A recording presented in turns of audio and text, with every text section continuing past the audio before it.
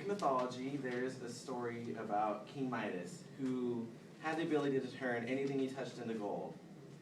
Unfortunately, I don't have this ability. However, I can turn, nicer way to put it is two-dimensional pieces of fabric into three-dimensional objects. So what I brought today is this corset. Just show it off. I actually was going to put it on, but that would take way too much time. This is the most recent thing that I've made, so this is, I guess, my credibility. My hope is that after my presentation, you'll better appreciate the clothing that you go out and buy and see it as an art form. And I'm going to tell you a little bit about the fashion world and the culture that I associate myself with and why I consider myself a part of this.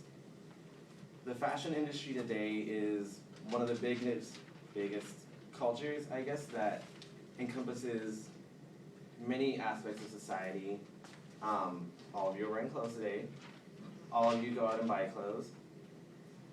Designers in the fashion world do more than just make clothing. Many of them are even asked to design things such as car interiors or exteriors.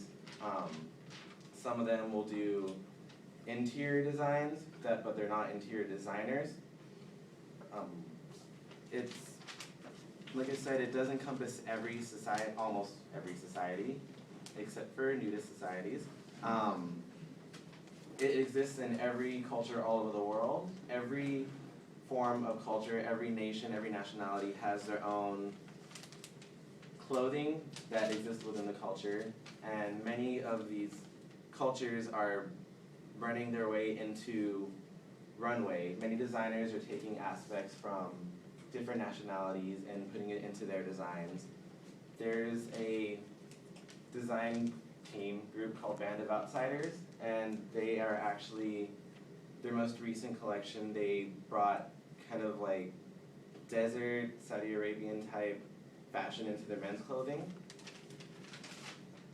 This corset specifically I chose because it's a fashion that's existed throughout history. It began in the Victorian ages when women would train their bodies, which I was actually going to show you when I put on, if I did. It'll shape their bodies into the perfect hourglass shape because in the Victorian days, this is what was thought was beautiful.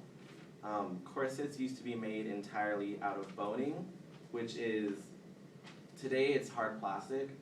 It used to be whale bones that they would shape, and mine has boning on the sides, but most corsets in the Victorian days were completely boning all the way across, like checkerboarded, and then covered with fabric.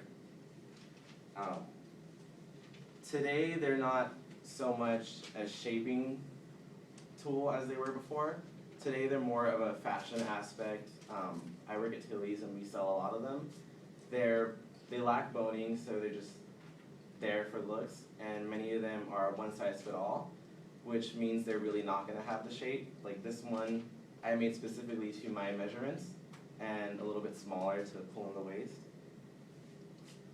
Even though they're different, they still exist, and it shows that the fashion culture, the world is constantly changing, things are coming back around.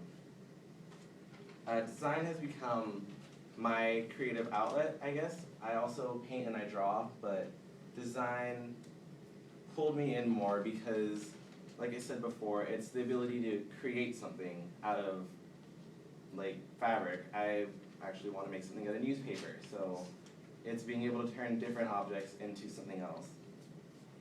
I like to consider it even recreating because I started off getting stuff from thrift stores and like shaping it to my body or taking it in.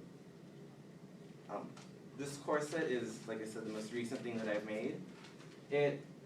To me, it represents me best out of the other things that I made because it set the standard for myself. I'm going here for fashion design, but I haven't had any training or anything. So everything that I do, I've learned on my own. Like this corset, I had to make the pattern completely from scratch. I drew it on a poster paper, took the poster paper to the exterior fabric and the lining, And then inside the lining, there's also an interfacing to harden it. Then I had to figure out a way to get these little eyelets on, which I had to go out and buy a tool and spend all this money, and I had to hammer them in individually and tie it all together, which actually took a lot longer than I had hoped it would. Even though this corset is a very complicated piece of clothing, it's very small, which kind of leaves up to the imagination how long it actually takes for a shirt or pants or something to be made. So I hope that now when you go out shopping, maybe Forever 21, Tilly's, wherever it is that you buy your clothes, that you'll see the clothing as an art form because somebody did take the time to make it and somebody did take the time to think it up. Although I cannot make something out of gold, I can still make a dress out of gold fabric.